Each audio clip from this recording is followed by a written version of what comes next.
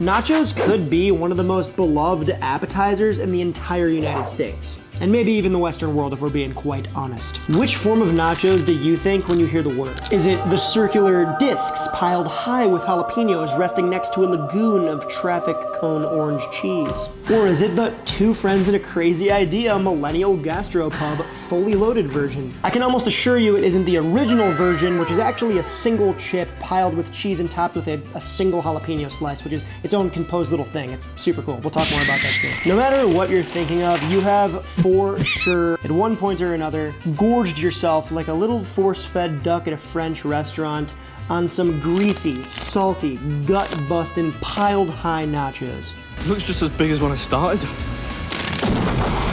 Probably more than once if we're being honest, right? Come on, you can be honest with me, man. Come on, I know what you did.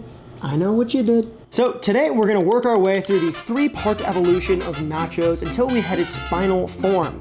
The Charizard of cheese, if you will. And yes, it's holographic. But before we get into any of this, to understand it all, we need to lay down some context. Picture a border town in the early 1940s in Mexico, right? Sitting right across the river from Eagle Pass, Texas. Now, the exact year of where our story begins is a little fuzzy, mostly because nobody thought to write it down, which is awesome for us, right? Early 1940s. And that's fine, because the best stories are often the ones that are completely reconstructed years later by people swearing they remember it right. Oftentimes, they never do. We hallucinate, we're humans. Anyways, it's the early 1940s and World War II is raging. So the legend has it, a group of military wives crossed the border looking for some late night eats, right? Now their husbands are over at the fort right on the Eagle Pass side, so they just crossed the river, went over, cool. People say they walk into a restaurant called the Victory Club, right? Or at least many people think it's the Victory Club. Now the kitchen has wound down and the cook has actually dipped, right? He's gone, he's out of there. Depending on who you asked, he either stepped out, he went to go smoke a cig, he clocked off, he just bounced from work early. Who knows? Depends on who's telling you. But the front of the house guy, right, the maitre d', he improvises. And his name was Ignacio Anaya. And in Spanish, the nickname for Ignacio is Nacho. See where I'm coming from here? See where we're going here? And this guy is about to name a soon-to-be global phenomenon after himself and not realize it for 30 years. He grabs what's around: flour tortillas, pickled jalapenos, nacho cheese. Sorry, not nacho cheese, we'll talk about that in a second. Call it a block of cheese. The kicker is that the cheese, it wasn't Mexican melting cheese like Chihuahua or Oaxaca. Matter of fact, the cheese wasn't even Mexican. It was Colby. Colby. It was actually American surplus cheese that the US government handed out during the war. And it was so common across the border that the locals over there called it aid cheese, which I wish was still a modern day prescription now, because that would cure so much in this world could be cured with cheese. Except for if you're lactose intolerant. Now, sit with that for a second, right? The very first nacho, supposedly the authentic original, right? It was built on a cheese shipped down from good old Colby, Wisconsin. So in one way or another, this dish is just as Mexican as it is Wisconsinian, which is now a word.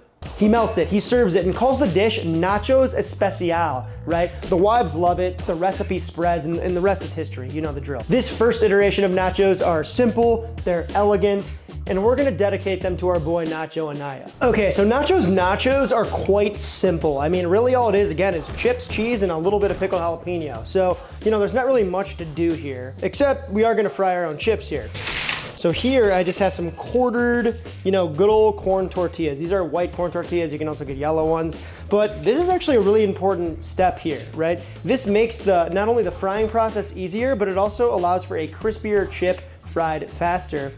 And that's simply by doing exactly what I just did here, pre-cutting them and letting them sit at room temperature, just kind of on the counter for a day, 2 days. I think I did this like 2-3 days ago, I forgot. But you know, you could see here, listen to this. Yeah, and look, it still kind of stays together, so semi-dehydrated, right? Again, these are gonna fry up super crispy, super quickly. You can skip this step in a pinch and just like fry up your own chips and they're gonna be fantastic, but this really is a game changer. Also, this right here, this is the chip that people fight for, right? This is the chip that many, many younger brothers have eaten very quickly and received maybe potentially the hardest noogie of their entire childhood for stealing this from their bigger brother. Maybe that's just a personal anecdote, but yeah, let's fry. I got some neutral oil in a Dutch oven at about 300, 325 right now. We shouldn't have to double fry these. They should go crispy on the first fry because they're dried out. Let's go in with, do this in batches. If they need more fry time, they gonna get more fry time. Ooh, Tostitos ain't got shit on us. Except they want to sponsor a video. Hit me up. This is a lot easier to do in a bowl if you want to like take your chips directly in a bowl, salt them, flip them, but you know, I'm a masochist, so we're doing it like this. Chip test. Oh! Oh! Oh! Oh! Why did I do that? Why didn't I take one from the bottom? Really good though. Nice texture, if you didn't hear that. Hell yeah. Now, Nacho never really cashed out on his invention, right? He actually passes away in 1975 with a snack named after him and not 1 cent of royalty from the billions of plates to come. A true ledge. But before we talk about the cold hard guala, we gotta see about a cheese pump. Time warp with me back to 1976, Arlington, Texas, just a little west of Dallas. This is my time travel ship. I would be a really bad wizard, but we made it. Beautiful Arlington, Texas.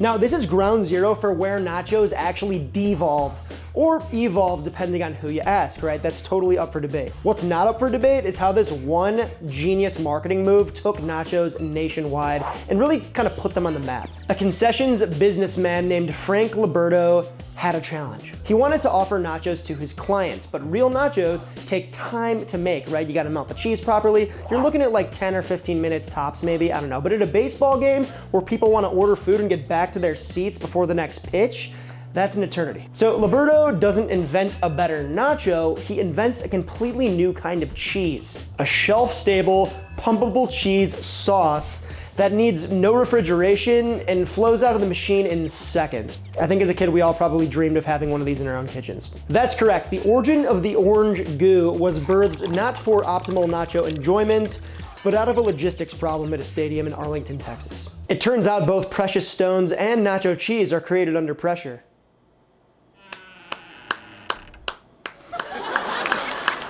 Move this man! Now, we gotta talk about jals, right? Jalapenos. Because remember, the original nacho was just cheese and pickled jalapenos, that's it. The reason every ballpark style nacho comes with jalapenos isn't flavor though.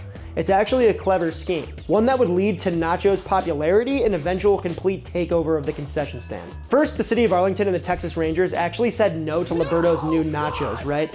Buying a bulk order of this product was just too risky. It was too slow, too weird. They just didn't have anything to do with it, right? So Liberto built his own cart, sold the nachos himself, and made the jalapenos mandatory with each other. Mandatory. I feel like he would just like have like a stick, and if you didn't have any jalapenos, why? Because le spice makes you le thirsty, and thirsty people, what do? They buy bevs. They buy beer. Lots of beer. Beer makes more money than food, pretty much always.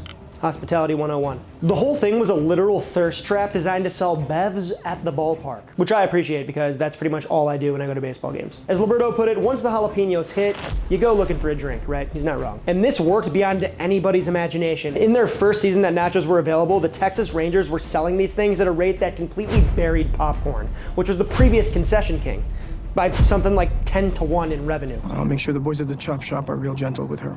Wait, well, why? So on top of that success with Rangers fans, during a Cowboys broadcast in the late 1970s, announcer Howard Cosell gets handed a plate basically on air and falls in love with these things in real time. Supposedly afterwards, he starts name dropping nachos to the entire country for weeks on end, and he couldn't even pronounce them right. The family says that he called them Nachos, right? N-A-C-O, like Nachos, like Nacho's Modern Life. I don't know. I feel you, bud. I can't read either. But no matter how he pronounced it, it didn't matter because the deed was done, right? Nachos enjoyed free national advertising from one of the most famous voices in America of the time. And by the 1980s, almost all American movie theaters were selling this exact cheese sauce, you know, the plastic tray, the chips, the whole nine. Which means the single most common nacho on earth, the one so many of us picture when we close our eyes, contains a cheese product that's not legally allowed to be called cheese. I'm about to eat nachos! It's the greatest moment of my life! Unless you screw it up with whatever it is you're about to say. So really the arc here is they took a Mexican dish, removed the cheese, engineered it to sell beer, and after some decent PR and luck, it became a national icon. Here we are. Now, while nostalgic, this plate of nachos is something that food snobs would probably roll their eyes at, which is super ironic considering who took up the next challenge of evolving nachos. this guy, or this guy, or this dude, or maybe even this guy. Which brings us to the version of nacho that most of us probably grew up on. The fully loaded nacho. You know, the one that's sold at pretty much every single corpo chain bar and grill restaurant in the US. Beans, meat, guacamole, sour cream, pico de gallo. The whole mountain, the whole montaña. The supreme, right? The pile so tall that it needs a strategy to eat. And yes, I know you have one. Nobody invented this one, right? It just sort of materialized out of Tex-Mex restaurants and home kitchens throughout the 70s and 80s. Spread by those same chained restaurants that I mentioned and the backs of Velveeta cheese packages, right? Just sort of until it became the default. And here's where I have to push back on the obvious storyline here. The one where nachos get fancier and better over time. Because there's a strong argument that the loaded pile is actually the worst engineered nacho of the three. Think about it. Anaya's original recipe were built one chip at a time, each one its perfect little bite, balanced and intentional. The stadium, or the movie theater version, is a single-purpose machine that really gives you something to do while you suck back brews at the game. Or, you know, a Slurpee, whatever, however old you are. I'm a chopped donk, so beer for me. But the loaded pile, it's complete chaos. The chips on the top get everything, and the ones on the bottom turn into a sludge, or they're just completely naked. Half of your plate either turns into that kind of soggy disappointment, or leaves you nacho blue-balled, respectfully. On the other hand, spelunking for that perfect chip really is an American pastime, and something that siblings have been almost ceremoniously fighting over at chain restaurants for decades. However, at this point, nachos have been around the block, right? Savvy cooks now understand that nacho construction and layering could potentially be the most important detail when it comes to kind of making a good, solid plate of nachos. Or tray, you know, depending on what you put it in. So the evolution of nachos isn't really a climb from simple to sophisticated, right? It's a little more complicated than that. Each three of these nachos has a complete different philosophy with basically the same name. The perfect individual bite, the thirst engineered beer machine, and the gloriously sloppy Americano chip pile. Are nachos Mexican? Are they Tex-Mex? Are they American? To be honest, the answer is a complete trap. You wanna play a little game?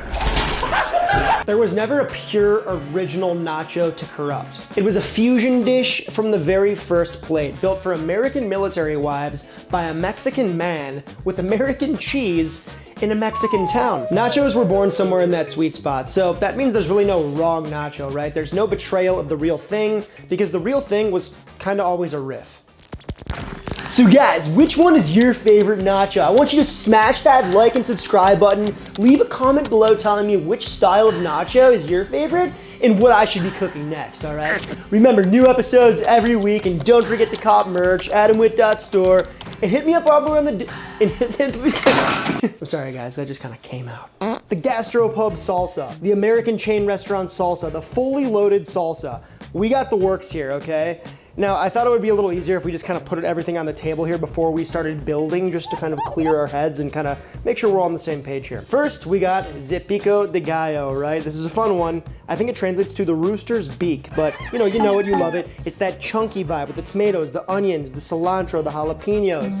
You know, you could feed this to an infant, and you can feed this to a grown man, right? It's kind of almost like the gateway salsa, in my opinion, like that. You know, maybe remove the jalapenos if you're gonna feed it to an infant, but you get it. Yeah, really simple to make. You're just gonna kind of de-seed and make sure to chop up your tomatoes kind of nice and evenly. You're gonna do the same thing with the jalapenos, or you can leave the seeds in if you'd rather a spicier jalapeno. That's your life. I kind of go back and forth on what I do personally, but yeah, this one I took the seeds out, I'm pretty sure. Just gonna chop up some cilantro, and then it's salt and lime juice and onion, right? Just a few ingredients, very simple, very fresh. It's a beautiful salsa, man. There's a reason why it's so popular, right? Now for the cheeses, I went ahead and grated these up. We got some Colby Jack, just to harken back to the original nacho, right? He used Colby from Wisconsin, or at least Colby style cheese. And then we also have a Chihuahua cheese, right? A little more like actually Mexican. It's a melter. We all love Chihuahua cheese. We all love quesadillas. Same vibe here. Then moving on down the line, we got our salsa roja. We've made this a couple of times on the channel. It's a simple salsa, right? This is almost like one of the more like simple salsas you can make. Basically, you're just gonna roast up all of your like vegetables and aromatics. So I just used tomatoes, there was a half onion in there, some garlic, and then we also have guajillos too, which I actually did kind of separately, but yeah. You're just gonna take all that stuff. The chilies, once they're charred, I like to soak in water for a little bit. But once all the other vegetables are charred, we're just gonna add that again to a blender. And at first, I like to give it a nice solid blitz, kind of stopping right before things get too pureed, and then control it with a few pulses, just to kind of make sure that we have not a super smooth pureed salsa, but something with a little more, you know, flavor. Something with a little more, something with a little more texture that's fun to eat, that's interesting, right? Salsa roja. Really yummy, really simple. All right, then we have our, I'm calling this taco meat. Okay, so there's a lot of different things that you can do when you're making nachos, right? I tried to think about like all the nachos that I really enjoyed growing up and just eating as an adult, you know, at different, you know, gastro pubs, at bars. Now, I see a lot of pulled pork in nachos. It's not my thing, right? I want dispersion. Remember, nachos are all about construction and sort of making sure everything is dispersed properly and, you know, every bite is great. So, in that light, I decided to go with the ground taco meat, right? This is good quality ground beef from a local farm. I just went ahead and sauteed up some garlic and some onions until nice and kind of like almost caramelized. Season those little touches so that they release their moisture. Then you pop the beef right in. I'm not even gonna be worried about searing this beef, right? It's all gonna be so flavorful and kind of blended together with this incredible spice blend that I put together. Now, there's a lot that goes into this spice blend. I'll go ahead and leave a recipe link for you in the description if you want to actually try making some of these things or all of these things, whatever floats your boat. But yeah, super simple. You might actually have a lot of these spices already like in your cabinet or cupboard or whatever, but yeah. Or you can just go to the store and buy taco seasoning. Yeah, that'd be a lot easier, but whatever. Basically, we're gonna plop that into our beef and we're just gonna start chopping, right? Just until all of our beef gets kind of broken up. Most of the water is kind of cooked out of our beef. It starts to take on some caramelization. And then, here's the trick though. Here's the trick. I want a little bit of sauce in my meat, right? Because with this, I want the chips to be able to kind of absorb some of that sauce, not go like insanely soggy, but think of the same vibe as chilaquiles, right? Those are fully saturated. This is a little different. We want like a partial saturation vibe. So, you know, I basically just made a slurry with some cornstarch and some water, added that to our juicy kind of like fatty ground beef mixture that's already been seasoned and is perfect. And it kind of makes it go glossy and again, kind of saucy, which I think is gonna cling to our chips nicely. And again, with that dispersion, right, nacho construction, then we have our guacamole. I have a lot to say about guacamole. I'm gonna try to keep this short and sweet. I like texture in my guacamole. I don't want it pureed and mashed, right? I don't want to see those weird little like alien cylinders of guacamole that you can pick up at Costco. I shall not name the brand, but you know what I'm talking about. That ain't guacamole, bro. That's something that was made by like a robot in like a weird mystery avocado factory in like not even America or Mexico. I don't even know where that comes from. Probably the 7th layer of hell. I digress. So what we're gonna do here is we're gonna pit our avocados, we're gonna scoop out the flesh, and we're gonna add everything in. Now, something that really separates restaurant guacamole from your guacamole that you might make at home and why the restaurant stuff is so good really comes down to seasoning, right? Salt and acid. Let's talk about acid. Not that kind, the lime kind. When you make guacamole, how many limes do you add to it? Yeah, you got that number? Okay, bump that up by like at least 2 whole limes. We need a lot of acid in this. We want it punchy and tangy, but also, remember, avocado, it's pure fat. It can take a lot of acid and a lot of salt, more than you think. Speaking of salt, you wanna add, your normal amount in, and then a pinch more. Because cold food needs to be seasoned more. It's just kind of like a valuable cooking lesson that I learned a long time ago. When something's going to be served cold, it needs more salt, it can take more salt. So don't skimp on the salt and the lime juice. And also, once you get your chopped onions in there and your cilantro and all that lime juice and all that salt, when you mix it up, I like to use my hands. There's no better tool in the kitchen than your hands, right? Unless you slice part of your thumb off, in that case, put a Band-Aid on, put a glove on. It didn't happen to me. I don't know what you guys are talking about. Too good for that and too suave. Glove up, get in there with your hands, and you can really control the texture. I like leaving chunks, baby. I like a chunky guacamole. I don't want baby food, right? We're big boys, we're grown-ups. We unfortunately pay taxes. Leave the circular pureed stuff for the aliens. Oh, so it's like that, huh? Then we got our refried beans here. Now my buddy Chef Jonathan Zaragoza, he's the bean expert, man. He taught us how to make refried beans a while ago here on the channel, and I still use those methods to this day. The really important takeaways here are kind of making sure that you're, first off, using lard, right? You can use oil and stuff like that in a pinch, but the pig fat makes a massive difference. And then when you add your diced onions in, make sure they start to take on some color before adding in your garlic. Once that starts to take on color, then you can add in your beans. Now, 90% of the time, I'm not gonna lie, I gotta come clean, I'm using canned beans, right? if you do have the time and the foresight, soaking your beans and making a big batch of beans is not only much cheaper, but it's also much more delicious. And it's, again, if you love to cook, it's a great lesson to learn. There's a lot of lessons you can learn when it comes to like seasoning, and pop the epazote in there, pop the chiles in there. You know, you can pop some chicken bouillon in there if you want, or you can just cook them in water, whatever, get it done. You're gonna drain those beans off, separate the liquid, but don't throw it away. Don't throw away that agua faba because we are going to use it. Pop your beans in there, mashy with linear potato mashers, right? And then you can kind of control the texture and the consistency with that bean liquid. So you're kind of like watering it down with flavorful liquid. So it's not really being watered down, it's just being like liquidized. And you can control the texture that way. Now, in my household, we love black beans. My wife loves black beans. So we tend to make black bean refried beans, but pinto beans are definitely probably like a little more popular. However, I learned that when you go to down south in Mexico, like as you move south of in the country, they tend to use black beans over pinto, which is interesting. But yeah, no reason to share you that other than that we're just nerds here. But yeah. Lastly, I promise, last thing, the queso, the cheese sauce, which is pretty solid. Might have to warm that up again. Jeez. That should be like a form of torture. Like, when's it gonna fall? When's it gonna fall? Can you imagine? Oh my Lord. The orange goo is good and fine. This is kind of that, but with like white cheese with a little more real cheese in it. That Chihuahua that we put in there. We used white American here. It's the same thing, very similar to the cheese goo, but white. But the secret is to use a pinch of sodium citrate to liquidize the sauce. And basically with that sodium citrate, you can make any cheese that's not even a melting cheese into a cheese sauce. So that's what I did. The sliced American cheese, you don't really like actually have to use that much sodium citrate because there's already sodium citrate in the American cheese built in. So pop some of that in there. And then I like to roast off some poblanos here, right? Get them really charred and black, right? Then you're just gonna pop them in a container, a little plastic wrap over the top, steam them. This is gonna soften them, make them go so that you can handle them and manage them. Make sure they're cold when you touch them, or else you will burn your skin mittens. So then you're just gonna take off all of that charry, flesh. Just rub that off. I do it under the sink. We're just gonna basically like de-seed those, dice them real fine, and I'm gonna throw those right into our cheese sauce. We're just gonna add a nice kind of like grilly, mild pepper flavor, which I think is really nice, and I think looks nice in the nachos, tastes nice in the nachos, ensures that, again, we have that optimal coverage. What I'm about to show you might change the way you make nachos forever. Tray one, layer one.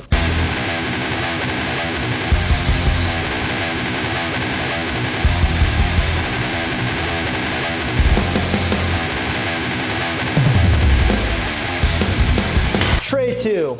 This piece is very important. Little parchment paper. So now we're just gonna take both of these and pop them in the oven just until they melt, right? So 350 middle rack, yeah. I don't know, 10, 15 minutes, not even. Pretty quick, but not quick enough to be sold at a ballpark. 15 minutes later. All right, this is the spooky part. First we'll drizzle on some of our queso in this section here. Ooh, baby. Ooh, baby.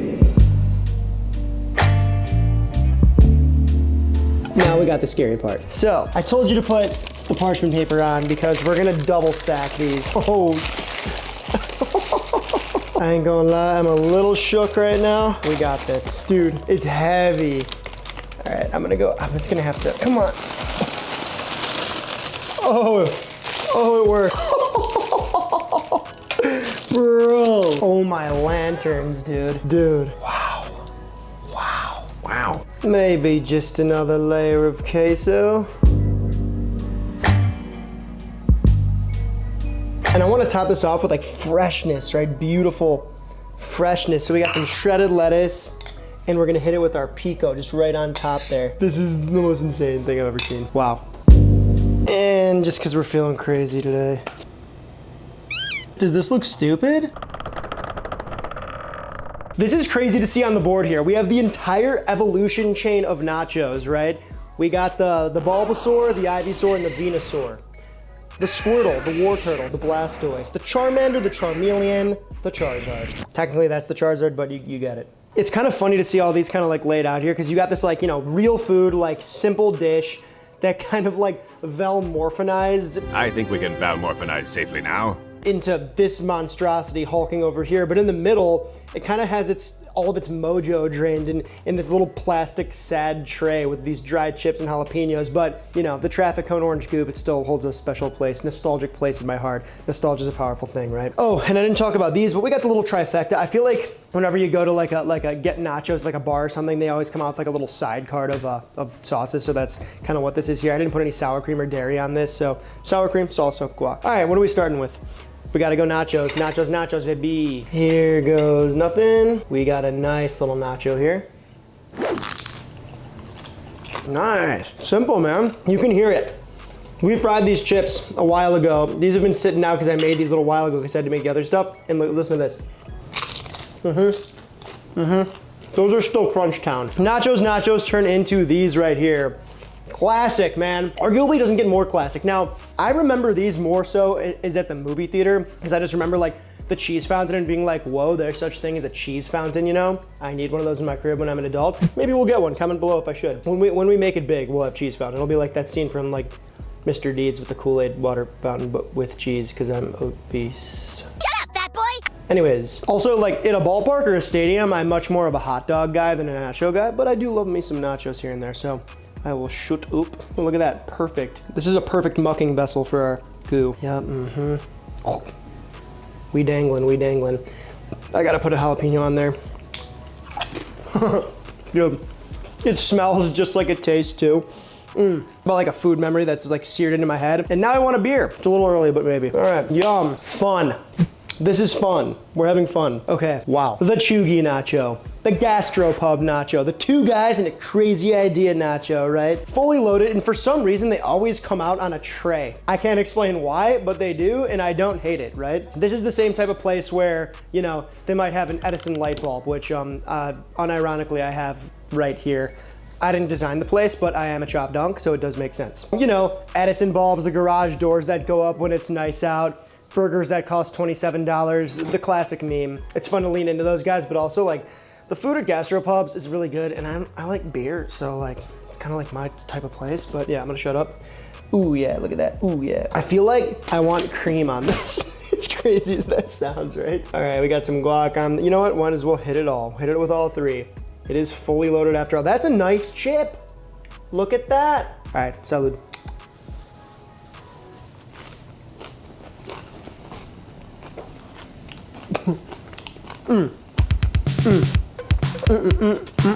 Oh man, thank you. Cue the MGMT, baby. Cue the Hope Corps.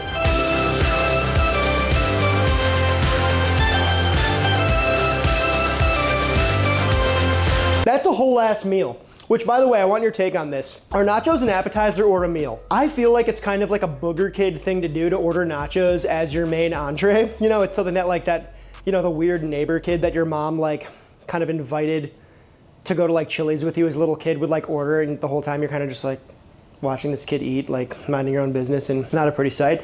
It's not like that actually ever happened to me, but yeah, that is a whole meal, and I would consider that an entree, and I might even get it as an entree. And you know what? I have gotten it as an entree, but what do you think? Let me know. Speaking of Chili's, I haven't been in a long time, but I'm pretty sure they actually still make their nachos like this one chip style, which is pretty cool. It's kind of like, whether you know it or not, which now you do, it's kind of like an homage to the original nacho. Another thing for the fully loaded nachos, maybe you noticed, there's no black circular things on here. Now, while I am a massive olive enjoyer, I think black olives are kind of weird and very like quirky mid-century to put on your nachos. But again, let me know your opinion in the comment. I love olives, even black olives are fine, but like, just kind of not my style. Looks like I have dinner sorted for a week eating nachos. So might gain 20 pounds, that's cool with me. Hope you guys like the video, I do it for you. I'm a glutton for you. I love you. Thank you for watching, thank you for being here. Thanks so much for watching until the end here, guys. Like the video if you liked it. Sub to the channel if you're new to the channel. Come say what's good in Discord, and cop some merch if you want to support the channel, or you know, the Patreon, aka the grocery fund, is always an option too. But the shirt thing, you know, I think the merch is cool because it kind of gives you something. You know, you directly support the channel, and then you get something to show for it too. So I think that's pretty cool. Also, I work pretty hard on the designs, and I think, you know, I've been doing this for a while. I've made a lot of merch in my day, and I think I've locked in on like a pretty good system here, and the shirt qualities are great. Campus Colors, if you're familiar. That brand's awesome. Anyways, yeah, so I'm gonna get out of here. Until next we meet, adios.